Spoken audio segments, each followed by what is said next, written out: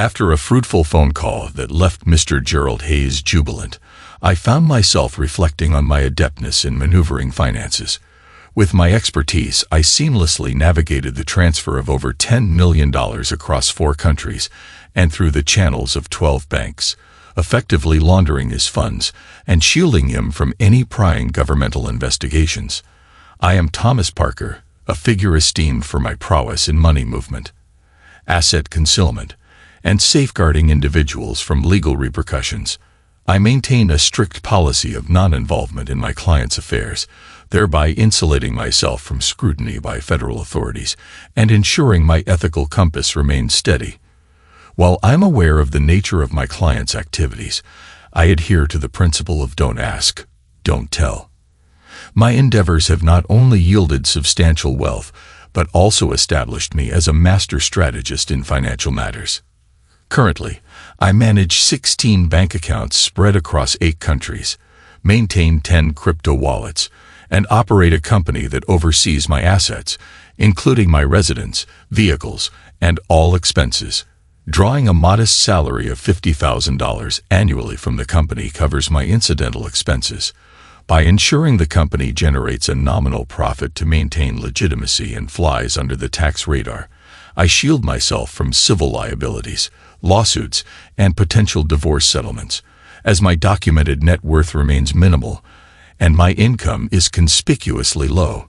Many of my clients, recognizing the value I bring in resolving their financial dilemmas, have offered me various incentives as tokens of appreciation. These gestures range from women to trips, even protection, virtually anything one can imagine. Until now, I've declined all such offers. However, my current circumstances have necessitated that I reconsider, leading me to accept assistance in surveillance, protection, and employing certain assertive strategies. My business associates, eager to reciprocate for the services I've rendered them, were enthusiastic about lending a hand. At home, my wife Melissa perceives me solely as a financial advisor, which is accurate to a degree. Holding certifications as both a certified financial advisor and a CPA, I fulfill that role. However, she remains unaware of my earnings, the extent of my assets, or the existence of my offshore accounts. All she knows is that our company covers the expenses for our $5 million estate, vehicles, and living costs. The topic never arose because Melissa leads a comfortable life without the need for employment, enjoying the new luxury car each year and an unrestricted budget for shopping and entertainment. Throughout our 5 years of marriage, Melissa appeared content and cherished our time together. She exuded happiness, particularly in our intimate moments where we shared many memorable experiences. Yet, unbeknownst to her, a figurative Category 5 hurricane loomed over our paradise. Melissa and I embarked on a 2-year courtship before tying the knot at the tender age of 25. Now, 5 years into our marriage, Melissa had just celebrated her 30th birthday. Possessing a stunning figure with long legs and a captivating face, she could easily be deemed a trophy wife by many. Her blonde locks and mesmerizing blue eyes drew attention from men wherever she went, often sparking flirtatious advances. Yet she proudly displayed her wedding band and a dazzling 3-carat diamond ring, signifying her commitment to our marriage. Prior to our marriage, I discovered that Melissa had dated a man named Jason Nelson during her college years. She had been deeply infatuated with Jason, but he wasn't inclined to settle down at the time. Instead, he enlisted in the Marines, leading their relationship to gradually fade away. However, it became apparent to me that Melissa had never truly moved on from her feelings for Jason. Now, 8 years later, Jason had returned to our town after completing his military service. Upon his return, Jason naturally sought out old acquaintances, including my wife. Melissa had always been under his spell, and upon obtaining her cell phone number through a mutual friend, he began texting and calling her, attempting to reconnect for old times' sake. It had been 6 weeks since Melissa's behavior began to shift, a change likely spurred by the guilt of her clandestine communication with Jason. While her newfound attention to me, even in intimate moments, was appreciated, it deviated from her usual demeanor. Although Melissa had always been attentive and lively, her actions now hinted at something amiss. I resolved not to passively wait for answers, and instead kept a closer eye on her. During a weekend barbecue, a friend casually mentioned Jason's return to town. It dawned on me that his arrival coincided with the alterations in Melissa's behavior. The following day, I reached out to one of my trusted associates in business and confided in him about the situation, seeking his assistance. He eagerly offered his support, recognizing an opportunity to reciprocate for the financial gains I had secured for him and the legal troubles I had helped him avoid.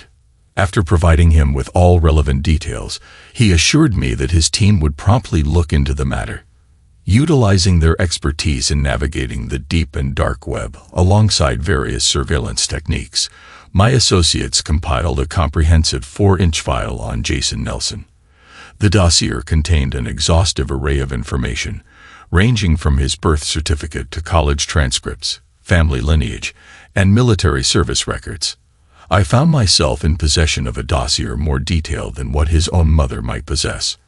I also received a daily printout of his text messages, which revealed an alarming frequency of over 15 messages a day sent to my wife, Melissa. Although the means by which this information was obtained remained a mystery, I refrained from probing further. Initially, the messages appeared innocuous, typical of old friends catching up. However, within the first week, they took a sexual turn. While I was relieved to see Melissa rebuffing his advances initially, my concern grew as his persistence wore her defenses down, leading her to reciprocate his flirtations. My indignation towards this predatory behavior intensified as it became evident that Melissa still harbored feelings for this individual. It was clear to me that trouble loomed on the horizon. After 4 weeks of relentless flirting and text exchanges, he managed to persuade Melissa to meet him for lunch. The audacity of his request for her to dress provocatively, citing his longing for her, left me seething with rage.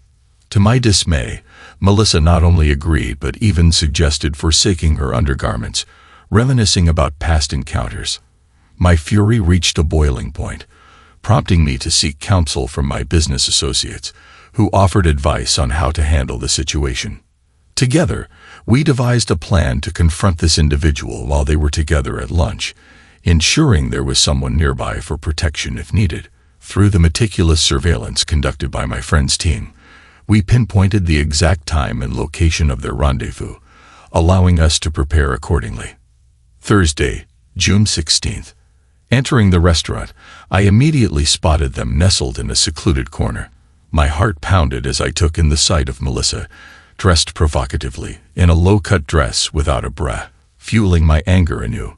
They sat side by side in the private booth, their backs turned to the rest of the restaurant, appearing altogether too comfortable in each other's company.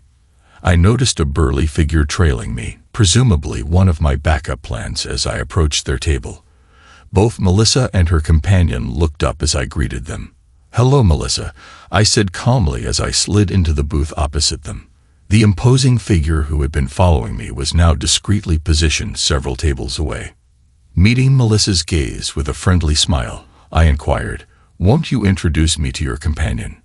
Tension thickened in the air as I locked eyes with Melissa.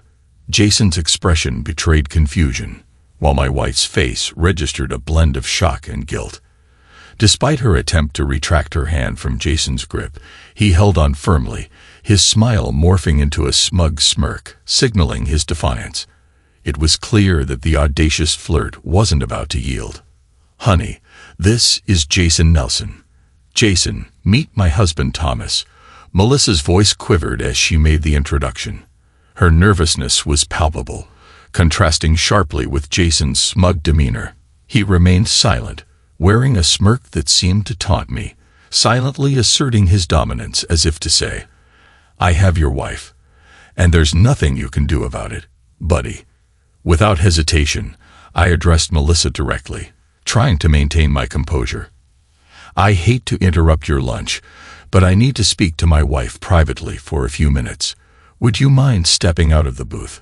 I requested, my tone steady despite the turmoil within. Reluctantly, Jason released her hand, and vacated the booth, allowing Melissa to stand up, clutching her purse protectively against her chest. She stood between Jason and me, visibly uneasy as I guided her towards the back of the restaurant, heading towards the bathrooms. Her silence spoke volumes, leaden with guilt and apprehension about being caught in such compromising circumstances with Jason. I led her into the empty men's room, where the tension hung thick in the air, ready to address the situation head-on. "Melissa, why aren't you wearing a bra? And that dress is far too revealing," I admonished, frustration seeping into my voice. Tears streamed down her cheeks as she stood there, silent and trembling. Taking hold of the dress at her waist, I gently turned her towards the mirror, forcing her to confront her reflection. "Is this how you choose to present yourself when I'm not around? Melissa, what exactly are you playing at? Are you trying to portray yourself as some sort of town prostitute?" I stated firmly, my disappointment evident. In a desperate plea, she cried out, "No, it's not what it seems like. I know how it looks, but I have a valid explanation. Once I explain, you'll understand, I promise," she stammered, hastily pulling down the dress that had ridden up too high. In a tone laced with authority and gravity she had never heard from me before, I spoke deliberately, each word carrying weight. "It's evident we need to address this situation. If you harbor any desire to salvage our marriage, you will adhere strictly to my instructions. However, if you choose otherwise, don't bother returning home, as our marriage will be irreparably severed. Right now, you will take your purse, exit this establishment without so much as a glance at your companion, and proceed directly to your car. Drive home, prepare a pot of coffee, and await my return. I shouldn't be more than 10 minutes behind. You are forbidden from contacting your boyfriend or anyone else until we have had our discussion. I will handle the explanation for your departure." I noticed she avoided meeting my gaze, likely consumed by guilt over being caught in this situation. "Should you fail to comply with my directives, don't expect to find shelter at home tonight. I will contact you with further instructions on how to proceed from that point forward. And one more thing, do not change out of that dress. I want you waiting for me exactly as you are now," I commanded. Oh my goodness, what have I gotten myself into? When Jason reached out to me, I was initially relieved to hear he was safe and out of the military. I always worried about his well-being. Jason was my first love, and it took me a long time to move on after he left me all those years ago. Although our romantic feelings had long since faded, I still harbored a deep care for him. I know I love Tommy, and he's been the center of my world since we met. I would never want to jeopardize our relationship or cause him pain, which is why the situation is tearing me apart. Jason's flirtations and sweet words tapped into a part of me that I thought I had buried long ago. He had a way of making me feel like a naive schoolgirl again, and I loathed my inability to resist his advances. Despite my efforts to rebuff him, his persistent flirting and constant messages eventually wore me down, leading me to agree to meet him for lunch. Engaging in these conversations with Jason filled me with overwhelming guilt and self-loathing. Deep down, I knew I was betraying Tommy's trust and our relationship. I should have been honest with Tommy from the start, informing him about Jason's return to town and our communication. Keeping it a secret weighs heavily on my conscience, and I regret it more than words can express. Jason possesses a certain charm that draws me in, and when he requested I wear something alluring, I found myself agreeing despite knowing it was wrong. I hesitated, grappling with guilt over even considering dinner with him, let alone donning such a risky dress. Yet his persuasive words left me unable to resist. Despite my inner turmoil, a text from Jason expressing his anticipation to see me pushed me further down this path. Although I struggled with the urge to confide in Tommy, I rationalized that a simple lunch for old time's sake wouldn't be significant, just a fleeting reunion, as Jason put it. He had a way of coaxing me into things, even against my better judgment. I'll admit, seeing him in the restaurant stirred up a mix of emotions within me. There was a peculiar yet exhilarating sensation fueled by my lingering attraction to him. I always sensed a unique chemistry between us. And now, after 8 years in the Marines, he appeared even more irresistible, a mass of rugged, handsome muscle that could captivate any woman's imagination. My cheeks burned with embarrassment as he pressed his lips against mine, guiding me into the secluded booth. It felt like a blast from the past as we shared laughs, reigniting a sense of familiarity that made it seem as though he had never left. Happiness and excitement bubbled within me, his hand enveloping mine on the table, providing a sense of security and warmth. In those fleeting moments of laughter and enjoyment, Tommy's sudden appearance shattered the illusion. Suddenly, there he was, standing before us, then seated across from us with a chilling grin etched across his face. Dread washed over me as I realized the implications of our intimate moment in front of Tommy. His gaze fell upon our intertwined hands, and my heart sank as I witnessed the mixture of pain and fury in his eyes. I yearned to bridge the divide, to express my love for him and erase his anguish, yet I remained immobilized by guilt. The disdainful look he cast upon me shattered my heart. The man I had spent 5 years loving now regarded me with revulsion, witnessing me entwined with another, an ex-lover no less. Paralyzed by indecision, I sat there, unable to utter a single word. The mere mention of Tommy wanting to speak with me sent a wave of dread through my chest. I braced myself for the inevitable, the confirmation that our relationship was over. Stepping into the men's room with him, uncertainty clouded my thoughts. I could only imagine what was running through his mind, and in that moment, I felt the weight of guilt like a heavy burden, akin to that of a spouse caught in infidelity. His directive for me to return home and await his arrival resonated with an unsettling intensity. His demeanor sent shivers down my spine, prompting a visceral fear within me. I knew I had to heed his words, to salvage our marriage and convey the reasons behind my actions. It was imperative to mend what was broken, and so I silently consented to his terms, however daunting they may have seemed. As he expressed his intention to confront Jason alone, a surge of apprehension swept over me. Jason's imposing stature and 8 years of Marine training posed a formidable threat to Tommy's safety.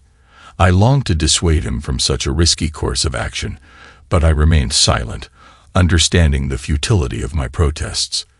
Though I attempted to express my remorse, Tommy's insistence for me to depart and his assurance of his imminent return left me with a sinking feeling of impending trouble. His instruction not to change my attire served as an ominous reminder that I would soon be called upon to account for my actions. How did I allow Jason to persuade me into this? He's the last person I wanted involved in my life. All I wanted was to reminisce and have some innocent fun. But now, seeing it through Tommy's perspective, it seems like I was on the verge of betraying him with Jason. Damn it, how can I rectify this mess? I felt the weight of everyone's eyes on me as I traversed through the restaurant and made my way to my car. I couldn't bear to glance at Jason, knowing he must be wondering where I was headed.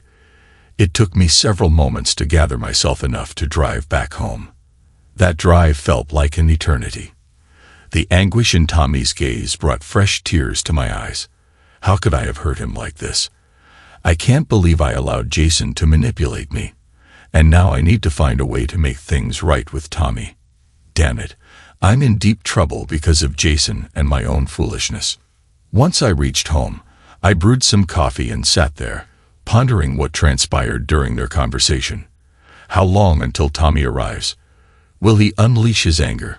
Can I salvage our marriage? I have to. I can't imagine living without Tommy, and he needs to understand that he's the only one I truly love and want in my life. The narrative is told on Thomas' behalf, back at the restaurant, and my conversation with Jason. I returned to the table and engaged in conversation with Jason. Well, it seems Melissa won't be returning, and I wanted to have a discussion with you. I'm sure you're aware that Melissa still harbors feelings for you, and can be easily swayed, as evidenced by today and the past few weeks. However, it's important for you to realize that she is committed to me in marriage, and I'm not open to sharing. I continued, I'm not possessive or unreasonable, so this afternoon I'll give Melissa the choice to either remain in our marriage or leave me for you, but not both. She will make this decision independently, without any influence from you. May the best man prevail. And if she chooses you, then so be it. However, if she decides to stay in our marriage, she will have no further contact with you. If you don't hear from her today, I expect you to refrain from contacting her again. Do you understand what I'm conveying? Kazan responded, listen, I'll contact her whenever I please. She's a capable adult who makes her own choices. You don't possess her. One thing's for sure, she will inevitably return to me. She can't resist. I'm sorry, but you'll have to come to terms with that, he said, sporting that familiar smirk once more. Oh, Jason, I was hoping you'd be a bit more reasonable. I mean, you're quite the catch, with your rugged good looks and muscular physique. Surely, there are countless single women out there who'd be eager to have your attention. Why can't men like you just steer clear of married women? You see, Jason, you might be this charismatic, attractive guy who still holds sway over Melissa's heart, but you're underestimating me. Listen, Jason, you don't really know much about my life or the circles I move in. And that, my friend, is where you're making your first mistake. I'm privy to a lot more than you might think. For instance, how are your parents, Gabriel and Natalie, doing? They seem to dote on their two dogs, Rocky and Roxy, don't they? It's been quite a while since you last saw your sister Christine in Austin. Her 3 daughters must be growing up fast, and I'm sure they'd love a visit from their Uncle Jason. Oh, and about your best friend Bob. Well, his girlfriend's expecting, and it looks like it's going to be a boy. She might not have broken the news to him yet, but I bet he'll be thrilled. Your persistence in reaching out to Melissa hasn't gone unnoticed either. You may fancy yourself as quite the tough guy, but the connections I have in my line of work, let's just say they're not ones to be trifled with, and they only more than a few favors. I smirked and retorted, as you've so confidently put it, let's find out tonight who truly holds sway. Will she choose a macho charmer like yourself, or will she honor the commitment of our 5-year marriage? You see, Jason, I'm approaching this situation with civility. I'm affording her a choice. Her decision will be straightforward. She can opt to be with you, bidding farewell to me and our marriage. If that's her resolve, I'll accept it gracefully and wish you both well. However, I won't share my life with a woman who desires another man. It'll hurt, undoubtedly, but I'd rather let her go now and move forward. Conversely, if she elects to remain faithful, there will be adjustments following her recent behavior with you. The breach of trust necessitates restoration. Now concerning you, if she opts to stay with me, you will cease all contact with her. No texts, emails, calls, or interactions through mutual friends. You'll vanish from her life entirely. Should you chance upon her in a restaurant, party, or club, you'll promptly depart. No clandestine maneuvers or attempts to reach out behind my back, as the repercussions will be severe. Your loved ones will bear the consequences of your recklessness. Do you grasp the gravity of what outlined? Are you comprehending the seriousness of my stance? Jason sat there, his face frozen in disbelief, grappling with a whirlwind of emotions and thoughts. How do you possess such intimate knowledge about my family and me? He finally managed to articulate, his voice tinged with a mix of astonishment and suspicion. His interlocutor maintained a calm demeanor, yet there was an undercurrent of menace in his words. Let's just say I've cultivated some unsavory connections over the years. My outward appearance may deceive you, but rest assured, there's more to me than meets the eye. The gravity of the situation began to sink in for Jason. So, you're seriously considering allowing her to leave me for another man? He questioned, incredulity coloring his tone. The other man's reply was unwavering. I always keep my promises. If she strays, she'll have made her choice. But if she remains faithful, she stays with me. There's no middle ground. With resolve heartening in his voice, Jason asserted, I hope you're true to your word about granting us peace, because she's made it clear she wants to be with me. She's confessed her desire, and I won't stand idly by." Though he attempted to project confidence, Jason couldn't shake the gnawing uncertainty that lingered beneath his words. This individual exuded arrogance, yet I couldn't help but entertain the possibility that he might be onto something. The truth would reveal itself soon. Rising from my seat to depart, I uttered, "I hope to never cross paths with you again, or engage in unsavory deeds. But time will tell." As I made my exit, a figure lurking in the shadows rose, casting a menacing glare at Jason before departing a minute after me. It was evident that Jason now understood I had someone watching over me, challenging his perception of me as a docile, unsuspecting spouse. Driving home, my mind swirled with thoughts of whether the woman I cherished deeply would ever share my bed again. Would she opt for him and forsake me, or remain loyal to her marital vows? Melissa remained oblivious to the profound impact her decision would have on her life. Opting for Jason would leave her destitute, with only a meager alimony based on my modest income. The car, owned by the company, would be promptly reclaimed. Similarly, the house, registered under the company's name, wouldn't be within her reach either. She would find herself without a roof over her head and means of transportation. Our joint bank accounts held a paltry sum, which we would divide, leaving her with less than $5,000 in cash. Lacking employment or marketable skills, her earning potential would be limited to minimum wage. With Jason currently unemployed, her lifestyle would plummet from luxury to scraping by in a modest apartment, likely finding employment at a place like Walmart just to make ends meet. The unfolding of events promises to be intriguing indeed. The house greeted me with an eerie silence as I stepped inside. Melissa sat at the kitchen table, her demeanor tense, tears welling in her eyes as she sipped her coffee. Pouring myself a cup, I settled across from her. "Melissa, I'm aware of everything, including the exchanges you've had with Jason. Before you inquire further, understand that I have connections through my business dealings and some only significant favors. They're not individuals you'd want to cross paths with. I know you're remorseful, but apologies hold little weight now. Your actions today have shattered my trust and breached the boundaries of our marriage. By prioritizing him over me, you've shown a blatant disregard for our relationship. You know me well enough to understand that I won't tolerate disrespect. Some define infidelity solely in physical terms, but in my world, even the mere contemplation of another man crosses that line. From your conversations with Jason, it's clear that you've crossed boundaries. The suggestive attire, the intimate gestures, all constitute a betrayal in my eyes. The absence of physical contact is the sole reason we're having this conversation. It's crucial for you to understand that I won't tolerate sharing you with anyone else, especially not a cheating spouse. I'm aware of the bond you once shared with Jason, and I recognize that there are lingering emotions. However, let me make it clear, I won't stand for you being with him or anyone else while you're still married to me.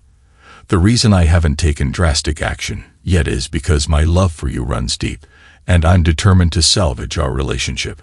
But before we proceed, I need to ask a question, and I expect honesty because I might already know the truth. When you were with him, did you allow any intimate touching? Has anyone besides me ever crossed that line in our marriage?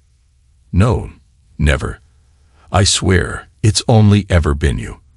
But you were willing to entertain the idea today, weren't you? She lowered her head, tears streaming down her face. I don't know. It wasn't my intention. I'm so sorry for everything. I feel like such a fool. Please forgive me, Tommy. Well, if he had touched you, our conversation would be over. It seems that apart from some hand-holding and texting, nothing has occurred to end our marriage, although I'm deeply disappointed in your behavior. Now explain to me, why did you choose that revealing dress? Were you planning to seduce him and betray me? Oh God, no. I would never do that. It's hard to explain, but I just wanted to feel attractive again to relive some past feelings. I know it was foolish and selfish, but he has a way of influencing me. I never intended to sleep with him. You have to believe me. Melissa, I want to believe you, but your actions today force me to confront a serious question, one that demands an honest answer. I've made it clear that I won't share you with another man, nor will I remain married to someone who harbors feelings for someone else. So here's the choice I'm giving you. And it's one you need to consider carefully, because once you decide, there's no turning back. I will not tolerate betrayal or disrespect again. I know you love me, and I understand the history you share with Jason. That's why I'm offering you this choice between Jason and our marriage. If you choose him, I'll let you go. I'll ensure a fair divorce settlement and guarantee both of your safety without seeking revenge. Alternatively, you can choose to stay in our marriage, remain faithful to me, and honor our vows. It's a straightforward decision with significant consequences. If you choose Jason, I'll expect you to leave the house with your belongings by the weekend, and I'll initiate divorce proceedings immediately. If you choose to stay married, you must cut all ties with Jason, today and forever. He will be dead to you. I reiterated the same conditions I laid out for Jason, emphasizing that they must never be in the same place at the same time, and that I would be aware if they were. Without hesitation, she agreed to my terms. Melissa, today you have a chance to redeem yourself, a rare opportunity to choose between a past flame and your devoted husband. I'm going to take a shower, and when I return, I expect your decision. Choose wisely. As I turned to leave the kitchen, she interjected hastily, "Of course, it's you, honey. I choose you. I love you, and I don't want anyone else." Melissa, your actions have betrayed me deeply. I heard your words, but I need you to sit with this for a while and truly reflect.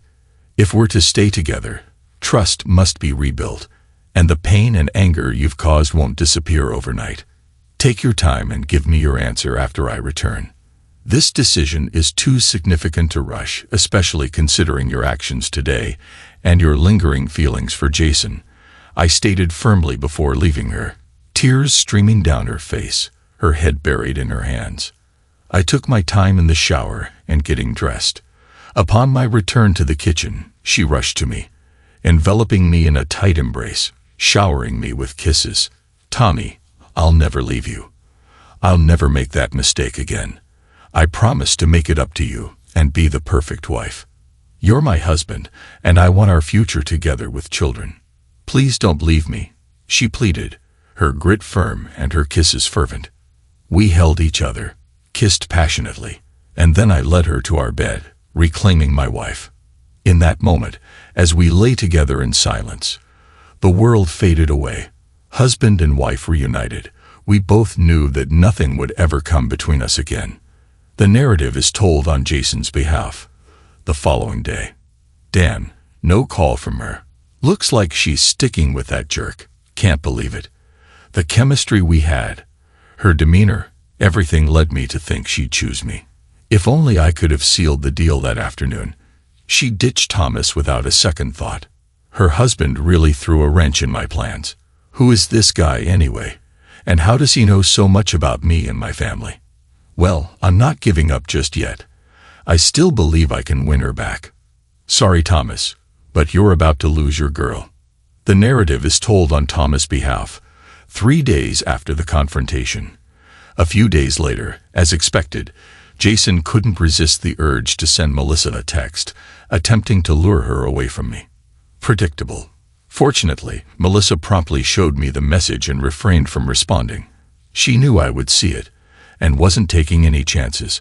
I commended her for her transparency and appreciated that she didn't engage with him, seeing it as a positive step in rebuilding our trust. The following day, I decided to reach out to Jason, asking about his parents' search for Rocky and Roxy. Jason's immediate reaction was to call his parents, discovering the anguish they felt upon realizing the pets were missing. It dawned on Jason that his actions, particularly contacting Melissa against my warning, had caused them pain. To emphasize the seriousness of the situation, I had Rocky and Roxy temporarily vanish under my watch, ensuring they were safe, but sending a clear message to Jason. Jason called me back immediately after speaking with his parents, his tone seething with anger. What the hell? What have you done? They'd better not be harmed, or you'll pay for it. Well, Jason, you're not the one calling the shots here. If anyone's facing consequences, it's you. I explicitly warned you not to contact Melissa, but you disregarded my warning. I also made it clear that if you did, you'd experience a level of pain you've never known. Consider this a mere taste. The dogs will likely return soon, but let me reiterate, this is your final warning. Do not attempt to reach out to Melissa again. Understood? Yeah, but they better come back unharmed. Because you chose to defy my instructions, I'll decide their fate as I see fit, and you'll have to deal with the repercussions. Now your threat doesn't exactly inspire generosity from me. In fact, I'm reconsidering whether they'll return at all. How does that sound, Jason? Maybe I should inform your parents why their precious pets are missing. What do you think? Okay, I'm sorry. Please bring them back, and I'll stay away, I promise. That's a start, but remember, next time it won't be the dogs that vanish. Do we have an understanding? Crystal clear. I swear I'll stay out of her life, and you won't hear from me again. Now when can I expect them back? They'll be back home soon, but Jason, remember, I'm miles away. I can't control everything, and the people I'm dealing with have their own agendas. I'll speak to them and see what I can do. Let's hope we never have to have this conversation again, because next time, there won't be words exchanged, and you'll be facing much bigger problems. At 3 a.m. the following night, the relieved parents were overcome with joy as their cherished dogs barked happily on their porch. Unaware of what transpired, they were simply grateful for their pet's return. Jason, upon hearing the news, breathed a sigh of relief. He even sent me a single-word text after their return. Thanks. Jason finally took the hint and distanced himself from Melissa, securing a job in a city several hours away. Despite his attempts to uncover more about Tommy, he could only access public information indicating Tommy's occupation as a financial advisor. Recognizing that there was likely more to Tommy than met the eye, Jason chose to move on and forge a new life without his former flame. However, knowing that as long as Jason remained alive, there was a risk of him resurfacing in Melissa's life, I took proactive measures. 2 weeks after the incident, I presented Melissa with a post-nuptial agreement drafted by my attorney. In it, she agreed to relinquish everything, including any rights to children born during our marriage in the event of infidelity. While this couldn't prevent a recurrence of her past actions or a potential reunion with Jason, it provided ample incentive for her to consider the consequences. Combined with my increased attention to her activities and the assurance that I would be monitoring her closely, along with the terms of the agreement, we were prepared to weather any future storms that might arise. A year later, Melissa found herself pregnant with their first child, and the bond between the couple had strengthened remarkably. Recognizing the precipice she had once stood upon, Melissa committed herself to ensuring Tommy's happiness and building a family together. The specter of Jason faded into obscurity, never to be mentioned again, as if he had ceased to exist. That pivotal day had the potential to alter their lives irrevocably, but Tommy's unwavering love and resolute demeanor proved instrumental in salvaging their marriage.